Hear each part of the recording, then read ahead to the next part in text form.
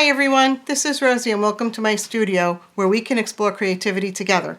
Today I'd like to show you how I assemble this really cute little lantern. It's using the Sizzix Bigz die from Tim Holtz and it's called Lantern Box. So let's get started. First thing I need to do is cut out a piece of paper for the die. I am using the Tim Holtz metallic paper. It's a really nice paper. It is backed with craft cardstock and it's quite a heavy paper.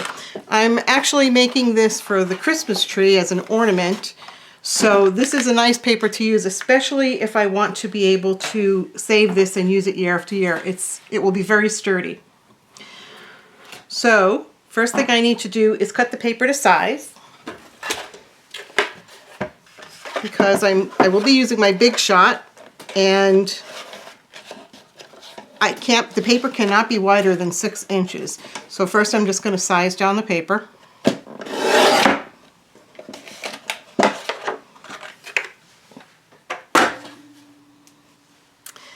And the next thing I need to do is create a sandwich to run through the Big Shot. So first I will start out with just a standard cutting plate.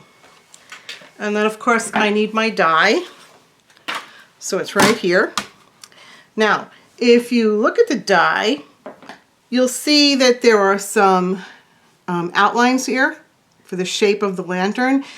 It's important to make sure that your paper extends slightly over all of the edges of the outline so that you get a good cut and nothing is cut off.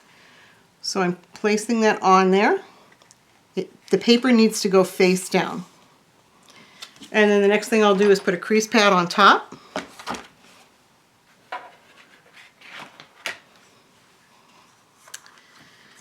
And for some reason, with my Big Shot, I need to use a little shim. This is just a piece of grunge paper from Tim Holtz. I don't think he makes it anymore, but it doesn't really matter what you use.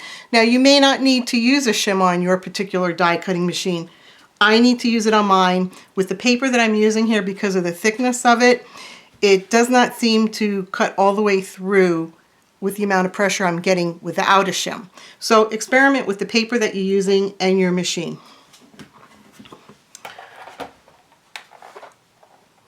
So here's the Big Shot, and I'm just going to run it through.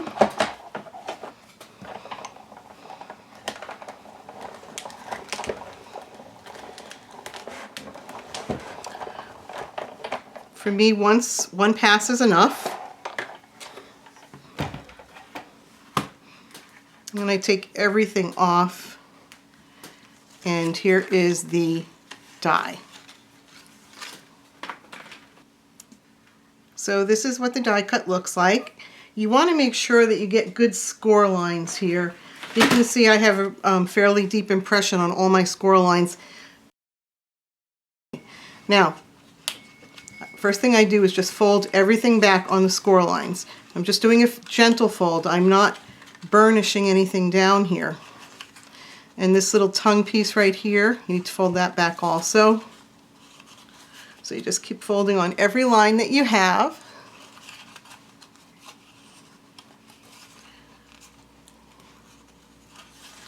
Okay, and then fold everything on the bottom.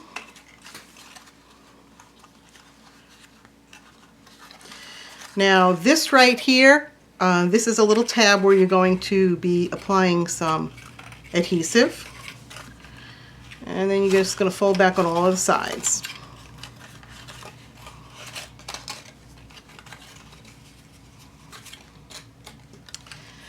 Now, we're going to be putting some adhesive on this tab here so that we can join the sides together. And I've made a lot of these, so I figured out the best way to do it, for me at least. Originally, I was just putting this, some score tape on, and then I was just trying to line everything up, and it really wasn't that easy to do. So what I found is, if I lay this flat, and I put on a piece of score tape, now you can use any adhesive you want. I'm using score tape.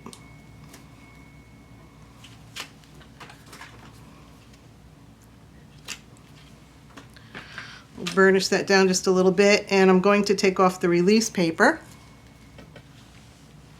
Now, best way for me to secure this is I lay it down with the metallic side down, or your right side down, and I fold this in half, just like that. And then I take this little tab, I push it in, like that, and then I just lay the opposite end over it, and I burnish it down a little bit, and you can see it joined up perfectly there.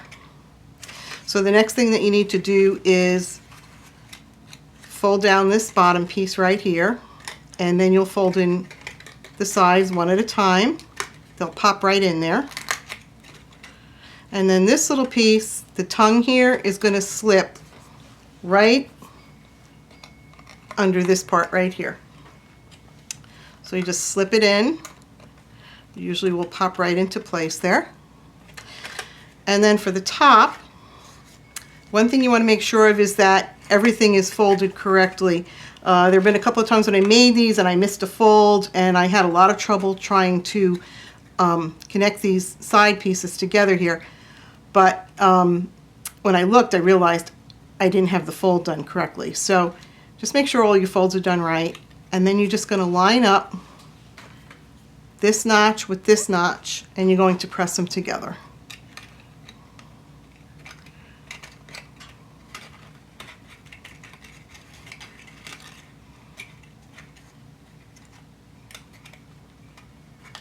Okay, that's one. Yep. There's one. And now you can do the other side.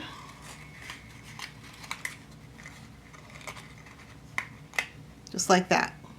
And then the last thing that you need to do is these two tongue pieces over here, they need to slip right into that space there. So slip that one in,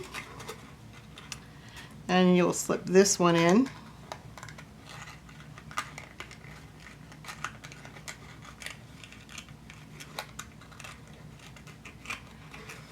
Okay, and there you go. Now it's assembled. Okay, now the last thing I do is I just take a little piece of cording. I have some metallic cording here, and I'm going to cut off a length of it.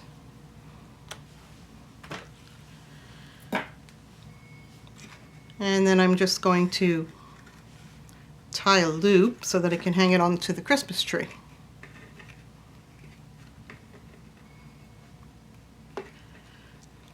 And cut off the excess. And that's basically it. It's really a really cute lantern. I've made a bunch of them, as I said, to put on the tree. They look really pretty. You could do a lot more with it. You can put a little floral arrangement on the inside, or some flowers or something on the outside. You can use it as a treat box. I've seen some people use them for weddings. They get a little piece of netting and they fill it up with some rice, and they put the rice inside of the box here and use that as a wedding favor.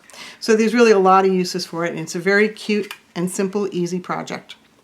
Well, I hope that you've enjoyed watching this as much as I've enjoyed bringing it to you. Please like and subscribe.